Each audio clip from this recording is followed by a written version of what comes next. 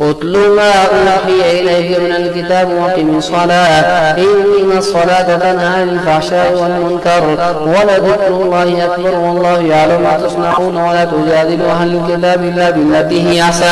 إلا الذين ظلموا منهم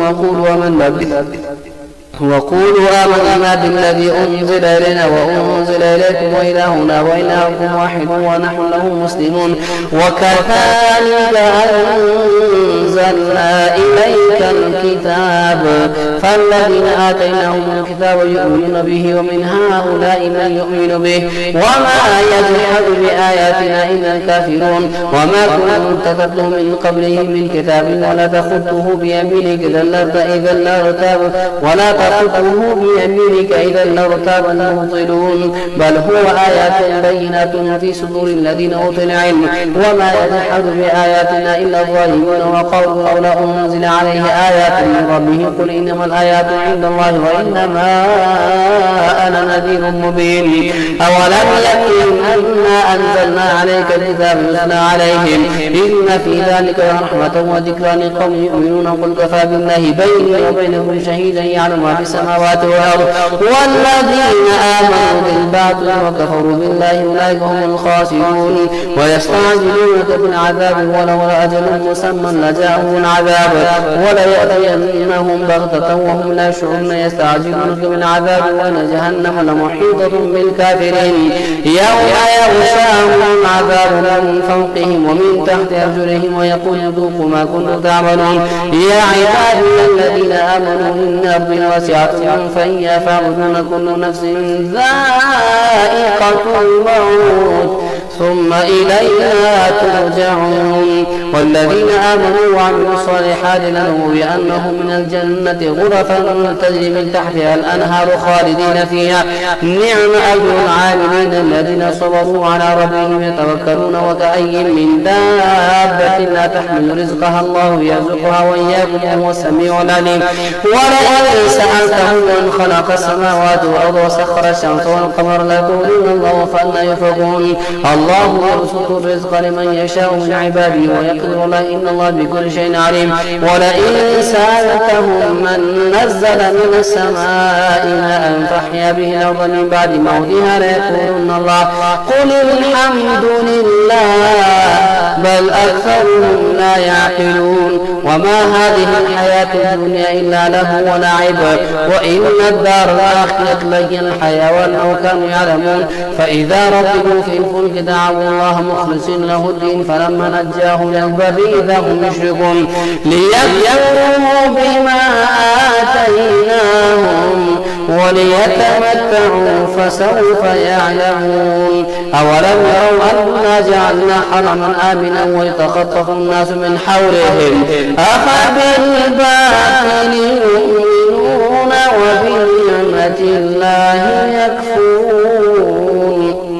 ومن أظلم ممن افترى على الله كذبا أو كذب بالحق لما جاءه أليس في جهنم مثوى للكافرين والذين جاهدوا فينا لنهدينهم سبلنا وإن الله لمع المحسنين ألف لام ميم غلبت الروم في أدنى الأرض وهم من بعد غلبهم سيغلبون في بضع سنين لله الأمر من قبل ومن بعد ويومئذ يفرح المؤمنون بنصر الله ينصر من يشاء وهو العزيز الرحيم وعد الله لا يخلف الله وعده ولكن أكثر الناس لا يعلمون ظاهرا من الحياة الدنيا وهم عن الآخرة هم غافلون أولم يتفكروا في أنفسهم ما خلق الله السماوات والأرض وما بينهما إلا بالحق وأجل مسمى وإن كثيرا من الناس بلقاء ربهم لكافرون أولم يسيروا في الأرض فينظروا كيف كان عاقبة الذين من قبلهم كانوا أشد منهم قوة وآثاروا الأرض وعمروها أكثر مما عمروها وجاءتهم رسلهم بالبينات فما كان الله ليظلمهم ولكن كانوا أنفسهم يظلمون ثم كان عاقبة الذين أساءوا السوء أن كذبوا بآيات الله وكانوا بها يستهزئون الله يبدأ الخلق ثم يعيده ثم إليه ترجعون ويوم تقوم الساعة يبلس المجرمون ولم يكن لهم من شركائهم شفعاء وكانوا من شركائهم كافرين ويوم تقوم الساعة يومئذ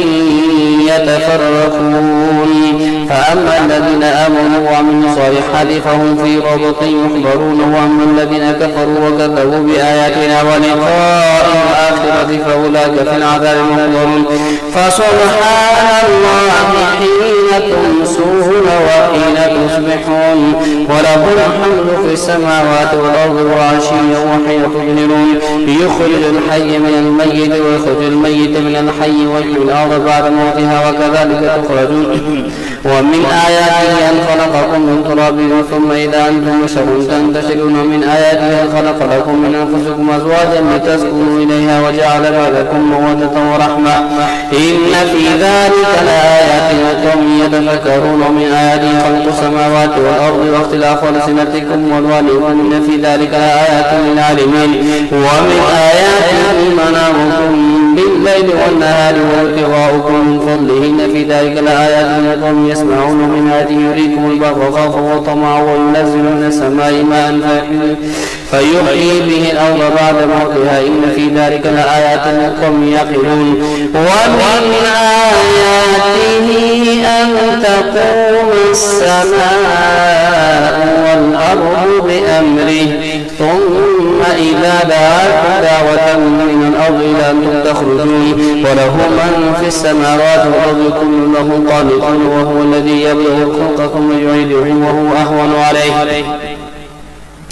وله المثل الأعلى في السماوات والأرض وهو العزيز الحكيم ضرب لكم مثلا من أنفسكم هل لكم مما ملكت أيمانكم من شركاء فيما رزقناكم فأنتم فيه سواء تخافونهم كخيفتكم أنفسكم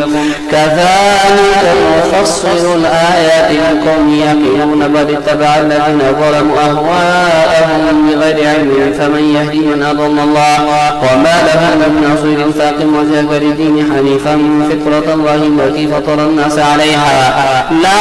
تبديل لخلق الله ذلك الدين القيم ولكن أكثر الناس لا يعلمون منيبين إليه واتقوه وأقيموا الصلاة ولا تكونوا من المشركين من الذين فرقوا دينهم وكانوا شيعا كل حزب بما لديهم فرحون وإذا مس الناس ضر دعوا ربهم منيبين إليه ثم إذا ذاقهم منه رحمة إذا فريق منهم بربهم يشركون ليكفروا بما آتيناهم فتمتعوا فسوف تعلمون أم أنزلنا عليهم سلطانا فهو يتكلم بما كانوا به يشركون وإذا أذقنا الناس رحمة فرحوا بها ويتصبهم سيئة بما قدمت أيديهم إذا هم يقنطون أولم يروا أن الله يبسط الرزق لمن يشاء ويقدر إن في ذلك لآيات لقوم يؤمنون فآت ذا القربى حقه والمسكين وابن السبيل ذلك خير للذين يريدون وجه الله وأولئك هم المفلحون وما آتيتم من ربا ليربو في أموال الناس فلا يربو عند الله وما آتيتم من زكاة تريدون وجه الله فأولئك هم المضعفون الله الذي خلقكم ثم رزقكم ثم يميتكم ثم يحييكم هل من شركائكم من يفعل من ذلك من شيء سبحانه وتعالى عما يشركون ظهر الفساد في البر والبحر بما كسبت أيدي الناس ليذيقهم بعض الذي عملوا لعلهم يرجعون قل سيروا في الأرض فانظروا كيف كان عاقبة الذين من قبل كان أكثرهم مشركين فأقم وجهك للدين القيم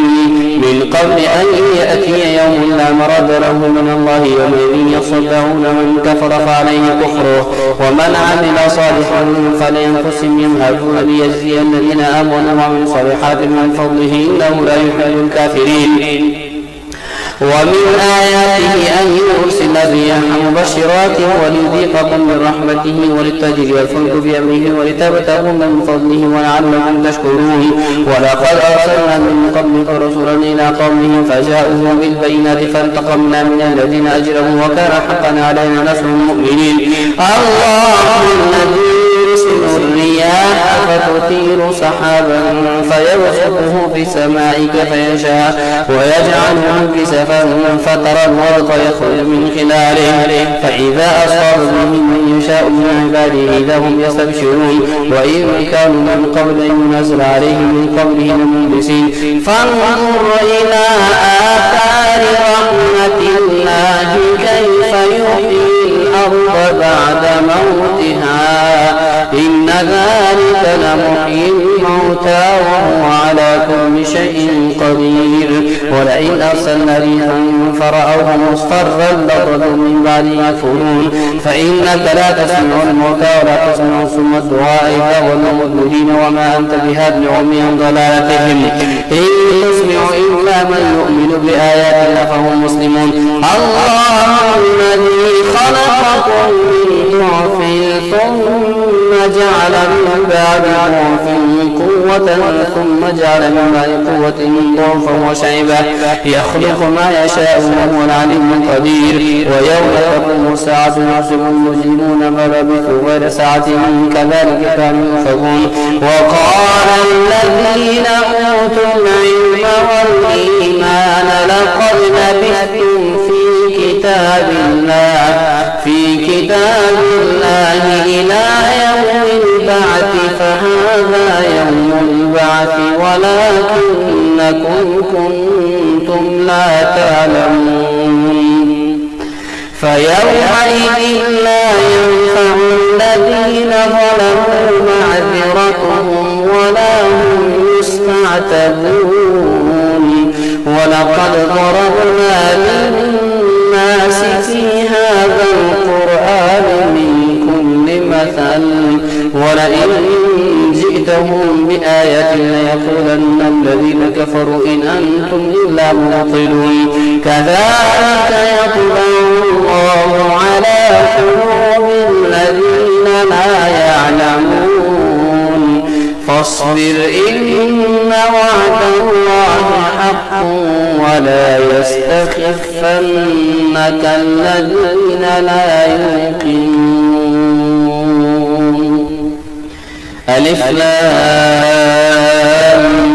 ميم تلك آيات الكتاب الحكيم هدى ورحمة للمحسنين الذين يقيمون الصلاة ويؤتون الزكاة وهم بالآخرة هم يوقنون. أولئك على هدى من ربهم وأولئك هم المفلحون. ومن الناس من يشتري لهو الحديث ليضل عن سبيل الله بغير علم واتخذها هزوا أولئك لهم عذاب مهين. وإذا تتلى عليه آياتنا ولى مستكبرا كأن لم يسمعها كأن في أذنيه وقرا فبشروا بعذاب أليم. إن الذين آمنوا وعملوا الصالحات لهم جنات النعيم خالدين فيها وعد الله حقا وهو العزيز الحكيم. خلق السماوات بغير عمد ترونها والقى في الأرض رواسي أن تميد بكم وبث فيها من كل دابة وأنزلنا من السماء ماء فأنبتنا فيها من كل زوج كريم. هذا خلق الله فأروني ماذا خلق الذين من دونه بل الظالمون في ضلال مبين. ولقد آتينا لقمان الحكمة أن اشكر لله ومن يشكر فإنما يشكر لنفسه ومن كفر فإن الله غني حميد. وإذ قال لقمان لابنه وهو يعظه يا بني لا تشرك بالله إن الشرك لظلم عظيم. ووصينا الإنسان بوالديه حملته أمه وهنا على وهن وفصاله في عامين أن اشكر لي ولوالديك إلي المصير. وإن جاهداك على أن تشرك بما ليس لك به علم فلا تطعهما وصاحبهما في الدنيا معروفا واتبع سبيل من أناب إلي ثم إلي مرجعكم فأنبئكم بما كنتم تعملون. يا بني إنها إن تكن مثقال حبة من خردل فتكن في صخرة وفي السماوات وفي الأرض يأت بها الله إن الله لطيف خبير. يا بني أقم الصلاة وأمر بالمعروف وانهى عن المنكر واصبر على ما أصابك إن ذلك من عزم الأمور. ولا تصعد خدك للناس ولا تمشي في الأرض مرحا إن الله لا يحب كل مختال فخور. واقصد في مشيك واغضض من صوتك إن أنكر الأصوات لصوت الحمير. ألم تروا أن الله سخر لكم ما في السماوات وما في الأرض وأسبغ عليكم نعمه ظاهرة وباطنة ومن الناس من يجادل في الله بغير علم ولا هدى ولا كتاب منير. وإذا قيل لهم اتبعوا ما أنزل الله قالوا بل نتبع ما وجدنا عليه آباءنا أولو كان الشيطان يدعوه من عذاب السعير. ومن يسلم وجهه إلى الله وهو محسن فقد استمسك بالعروة الوثقى وإلى الله عاقبة الأمور. ومن كفر فلا يحزنك كفره إلينا مرجعهم فننبئهم بما عملوا إن الله عليم بذات الصدور. نمتعهم قليلا ثم نضطرهم من عذاب غليظ. ولئن سألتهم من خلق السماوات والأرض يقولون الله قل الحمد لله بل أكثرهم لا يعلمون لله ما في السماوات والأرض إن الله هو الغني الحميد. ولو أن ما في الأرض من شجرة أقلام والبحر يمده من بعده سبعة أبحر ما نفذت كلمات الله إن الله عزيز حكيم. ما خلقكم ولا بعثكم إلا كنفس واحدة إن الله سميع بصير. ألم تر أن الله يولج الليل في النهار ويولج النهار في الليل وسخر الشمس والقمر كل يجري إلى أجل مسمى وأن الله ما تعملون خبير. ذلك بأن الله هو الحق وأن ما يدعون من دونه الباطل وأن الله هو العلي الكبير. ألم تر أنكم تجري في البحر بنعمة الله ليريكم من آياته إن في ذلك لآيات لكل صبار شكور. وإذا غشيهم موج كالظلل دعوا الله مخلصين له الدين فلما نجاهم إلى البر فمنهم مقتصد وما يجحد بآياتنا إلا كل ختار كفور. يا أيها الناس اتقوا ربكم واخشوا يوما لا يجزي والد عن ولده ولا مولود هو جاز عن والده شيئا إن وعد الله حق فلا تغرنكم الحياة الدنيا ولا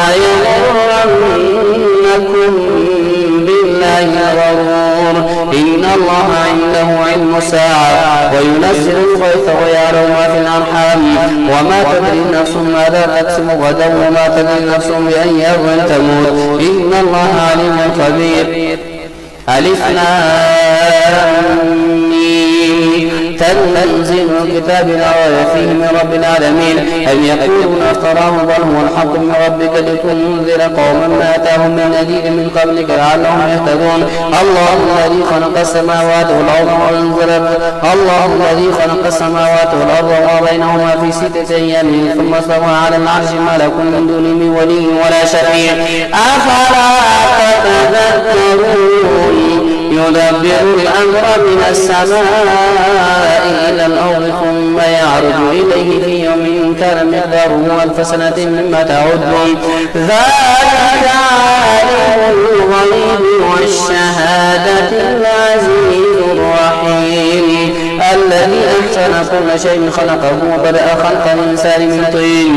ثم جعل نسله من سلالة من ماء مهين ثم سواه ونفخ فيه من روحه وجعل لكم السمع والأبصار والأفئدة قليلا ما تشكرون. وقالوا أإذا ضللنا في أئنا لفي خلق جديد بل هم بلقاء ربهم كافرون قل يتوفاكم ملك الموت الذي وكل بكم ثم إلى ربكم ترجعون ولو ترى إذ المجرمون ناكسوا رؤوسهم عند ربهم ربنا بصرنا وسمعنا فارجعنا نعمل صالحا إنا موقنون ولو شئنا لاتينا كل نفس هداها ولكن حق القول مني لأملأن جهنم من الجنة والناس أجمعين فذوقوا بما نسيتم لقاء يومكم هذا إنا نسيناكم وذوقوا عذاب الخلد بما كنتم تعملون إنما يؤمن بآياتنا الذين إذا ذكروا بها خروا سجدا وسبحوا بحمد ربهم وهم لا يستكبرون تتجافى جنوبهم عن المضاجع يدعون ربهم خوفا وطمعا ومما رزقناهم ينفقون فلا تعلم نفس ما أخفي لهم من قرة أعين جزاء بما كانوا يعملون أفمن كان مؤمنا كمن كان فاسقا لا يستوون أما الذين آمنوا وعملوا الصالحات فلهم جنات المأوى نزلا بما كانوا يعملون وأما الذين فسقوا فمأواهم النار كلما أرادوا يخرجوا منها أعيدوا فيها وقيل لهم ذوقوا عذاب النار الذي كنتم به تكذبون ولنذيقنهم من العذاب الأدنى دون العذاب الأكبر لعلهم يرجعون ومن أظلم ممن ذكر بآيات ربه ثم أعرض عنها إنا من المجرمين منتقمون ولقد آتينا موسى الكتاب فلا تكن في مرية من لقائه وجعلناه هدى لبني إسرائيل وجعلنا منهم أئمة يهدون بأمرنا وجعلنا منهم أئمة يهدون بأمرنا لما صبروا وكانوا بآياتنا يوقنون إن ربك هو يفصل بينهم يوم القيامة فيما كانوا فيه يختلفون أولم يهد لهم كم أهلكنا من قبلهم من القرون يمشون في مساكنهم إن في ذلك لآيات فلا يسمعون أولم يروا أننا نسوق الماء إلى الأرض الجرز فنخرج به زرعا تأكل منه أنعامهم وأنفسهم فلا يبصرون ويقولون متى هذا الفتح إن كنتم صادقين قل يوم الفتح لا ينفع الذين كفروا إيمانهم ولا هم ينظرون فأعرض عنهم وانتظر إنهم منتظرون يا أيها النبي اتق الله ولا تطع الكافرين والمنافقين إن الله كان عليما حكيما واتبع ما يوحى إليك من ربك إن الله كان بما تعملون خبيرا وتوكل على الله وكفى بالله وكيلا ما جعل الله لرجل من قلبين في جوفه وما جعل أزواجكم اللائي تظاهرون منهن أمهاتكم وما جعل أدعياءكم أبناءكم ذلكم قولكم بأفواهكم والله يقول الحق وهو يهدي السبيل ادعوهم لآبائهم واقسطوا عند الله فإن لم تعلموا آباءهم فإخوانكم في الدين ومواليكم وليس عليكم جناح فيما أخطأتم فيه ولكن ما تعمدت قلوبكم وكان الله غفورا رحيما النبي أولى بالمؤمنين من أنفسهم وأزواجهم أمهاتهم وأولو الأرحام بعضهم أولى ببعض في كتاب الله من المؤمنين والمهاجرين إلا أن تفعلوا إلى أوليائكم معروفا كان ذلك في الكتاب مسطورا وإذ أخذنا من النبيين ميثاقهم ومنك ومن نوح وإبراهيم وموسى وعيسى بن مريم وأخذنا منهم ميثاقا غليظا ليسأل الصادقين عن صدقهم وأعد للكافرين عذابا أليما يا أيها الذين آمنوا اذكروا نعمة الله عليكم إذ جاءتكم جنود فأرسلنا عليهم ريحا وجنودا لم تروها وكان الله بما تعملون بصيرا إذ جاءوكم من فوقكم من أسفل منكم وإذ زاغت الأبصار وبلغت القلوب الحناجر وتظنون بالله ظنونا هنالك ابتلي المؤمنون وزلزلوا زلزالا شديدا وإذ يقول المنافقون والذين في قلوبهم مرض ما وعدنا الله ورسوله إلا غرورا وإذ قال طائفة منهم يا أهل يثرب لا مقام لكم فارجعون ويستأذن فريق منهم النبي يقولون إن بيوتنا عورة وما هي بعورة إن يريدون إلا فرارا ولو أدخلت عليهم من أقطارها ثم سئلوا الفتنة لا توها وما تنبثوا بها إلا يسيرا ولقد كانوا عاهدوا الله من قبل لا يولون الأدبار وكان عهد الله مسؤولا قل لن ينفعكم الفرار فررتم من الموت من قبل وإذا لا تمتعون إلا قليلا قل من ذا الذي يعصمكم من الله إن أراد بكم سوءا أو أراد بكم رحمة ولا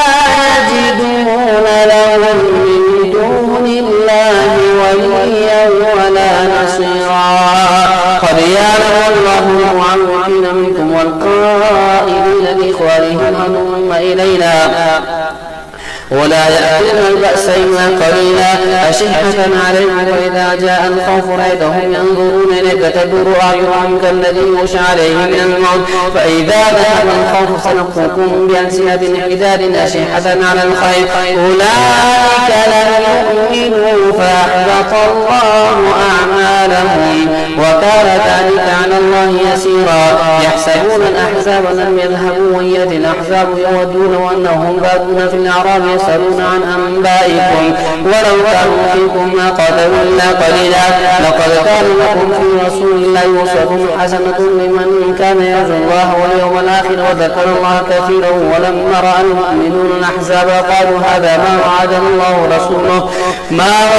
الله ورسوله وصدق الله ورسوله وما زالهم إلا إيمانا وتسليما من المؤمنين رجال صدقوا ما عاهدوا الله عليه فمنهم من قضى نحبه ومنهم من ينتظر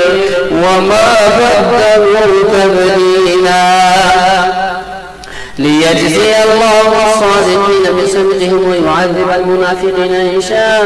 أو يتوب عليهم إن الله كان غفورا رحيما ورد الله الذين كفروا بغيظهم لم ينالوا خيرا وكفى الله المؤمنين القتال وكان الله قويا عزيزا وأنزل الذين ظاهروهم من أهل الكتاب من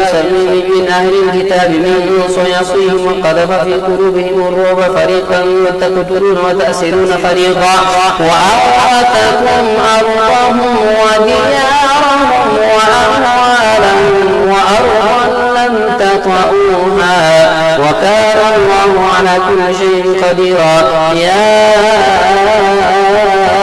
أيها النبي قل لأزواجك إن كنتن تردن الحياة الدنيا وزينتها فتعالين أمتعكن وسرحكن سراحا جميلا